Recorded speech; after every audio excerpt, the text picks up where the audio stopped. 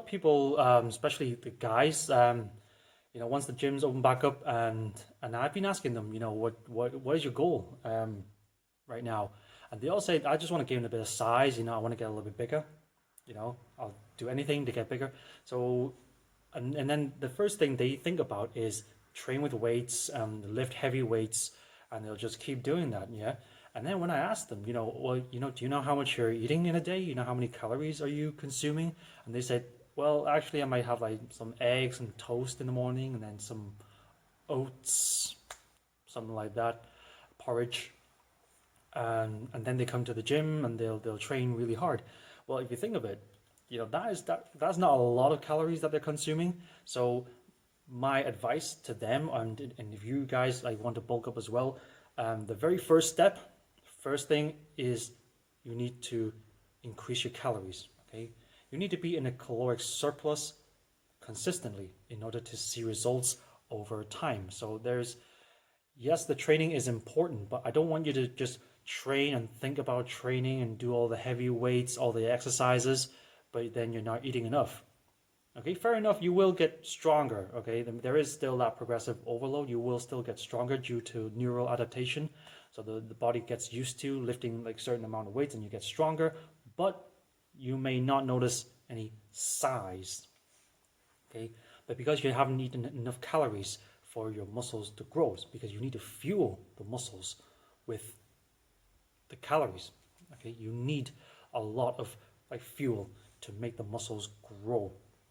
Even your training needs to be a little bit different. I mean, you can lift like super heavy weights. You can do like your 5x5 program, but I recommend doing like higher reps, but not just higher reps. Okay, and it's not just about the movement. You're not just going to go rep them out as fast as you can.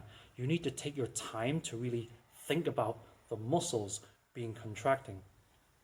Okay, you have to think about that mind-muscle connection. You need to emphasize every squeeze of the muscle. It doesn't matter if it's like your squat, you need to make sure that it's your quads or your hamstrings, your glutes doing all the work. Yeah, and the same with if you're doing, I don't know, bent over rows, then you make sure that you feel that squeeze on the back, while you're doing those reps.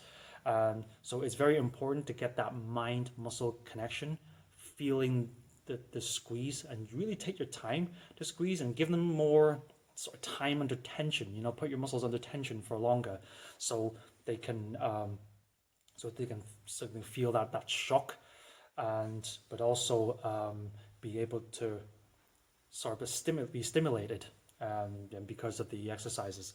And therefore it's very important to not just do the movement, even though the movement and form is very important. Okay, I do encourage highly on getting good form on all your exercises, but also the muscle contraction is very important for building muscle. All right.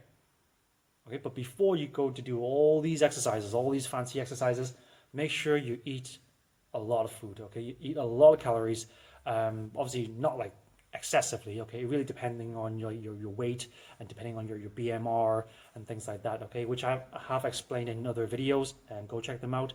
I might put a link below there so you can go back to that video about muscle building and how many calories that you need to consume based on your basal metabolic rate and things like that. There'll be other factors because everyone's different. Okay, for example, I weigh about 80 kilograms. Doesn't mean that you need to eat the same amount that I do.